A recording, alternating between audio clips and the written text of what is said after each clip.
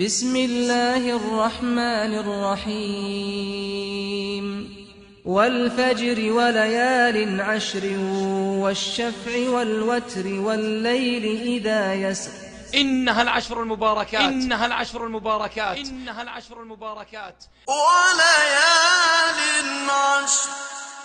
عشر ذي الحجة التي أقسم الله سبحانه وتعالى بها تعظيما لشأنها وتنبيها على فضلها ولفتا للأنظار إلى مكانتها، فقال سبحانه: والفجر وليال عشر والشفع والوتر والليل إذا يسر هل في ذلك قسم لذي حجر.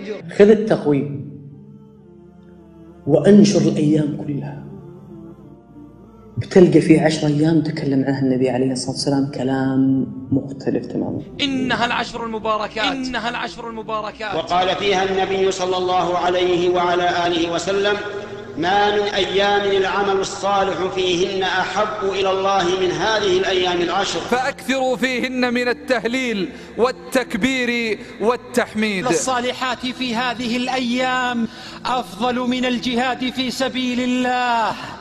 إي والله أفضل من الجهاد في سبيل الله. فلتكن لنا أعمال نتقرب بها إلى الله. يستحي الإنسان أن يقدم على الله ويديه صفرا، وأعظم ما يمكن أن يؤتى أداء الفرائض على أكمل وجه. الصلاة أعظم ما وصى به النبي صلى الله عليه وسلم أمته. ومن أعظم أنواع هذه العبادات وأفضلها، وهي من أفضل ما يعمل في هذه الأيام العشر، هو الذكر بجميع أنواع كما سأبين بعد قليل. إنها العشر المباركات إنها العشر المباركات إنها العشر. فأكثروا فيها من التكبير والتحميد والتهليل. قال العلماء إن التكبير في أيام العشر من ذي الحجة على نوعين: أولها التكبير المطلق، ويبتدئ من دخول عشر ذي الحجة إلى عصر آخر يوم من أيام التشريق. وأما التكبير المقيد والذي روي عن علي رضي الله عنه وعن عمر فيكون أدبار الصلوات، ويكون من فجر يوم عرفة إلى عصر آخر يوم من أيام التشريق. وصيغته: الله أكبر الله أكبر لا إله إلا الله الله أكبر الله أكبر ولله الحمد. كبر وأنت في بيتك، كبر الآن وأنت تسمعني. علمها أولادك أن يكبروا. إذا خرجت إلى السوق فكبر، إذا خرجت إلى المستشفى فكبر، إذا مشيت إلى المسجد فكبر، إذا صليت في المسجد فكبر. إنها العشر المباركات إنها العشر المباركات وليال عشر.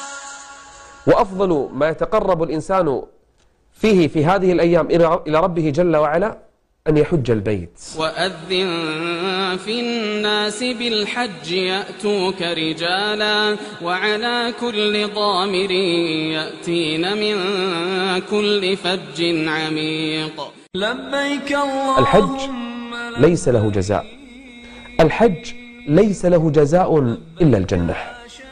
كلنا عليه من الذنوب والخطايا ما يتمنى أن يتخلص منها. كيف يتخلص؟ قال: من حج فلم يرفث ولم يفسق رجع من ذنوبه كيوم ولدته أمه. إنها العشر المباركات إنها العشر المباركات وليال عشر. ومن فضائلها ومنزلتها أن النبي صلى الله عليه وسلم كان يحث الأمة على صيام يوم عرفة الذي هو خير أيام العام على الإطلاق. كما بين النبي صلى الله عليه وسلم أن صيام يوم عرفة يكفر سنتين، السنة الماضية والسنة القابلة، فينبغي أن يحرص المرء على صيامه. إنها العشر المباركات إنها العشر المباركات وليال عشر. استعدوا ليوم العيد بكثرة إنهار الدم لله فيه، فأجرها مخلوف على العبد. فصل لربك وانحر. هذه هي أيام الذكر والتكبير والتهليل.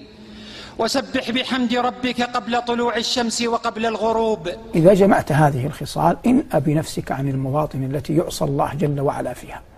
غض بصرك عما حرم الله، لا تفرح بالمعصية، لا تجهد نفسك في أن تذهب إلى مواطن يغلب على ظنك أن الله جل وعلا يعصى فيها، وختام ذلك عظم ما عظمه الله سبحانه. ولهذا يا أخي فعلا تعجب من أولئك الذين يجتهدون في العشر الأخير من رمضان، وإنسان يسر إذا رآهم كذلك، ثم إذا جاءت عشر ذي الحجة لا يحفلون بها صحيح ولا يهتمون لها ولا يجتهدون فيها كاجتهادهم في العشر الأخير من رمضان، مع أن هذه العشر أفضل من تلك وأعظم أجرا، والعمل فيها أحب إلى الله عز وجل وأزكى عنده من العمل في رمضان أو شعبان أو محرم أو سائر أيام العام. أكثروا هذه الأيام من كل عمل صالح، من كل عمل صالح، لا تفوت عليك الساعات فهي فرصة قد لا تعوض.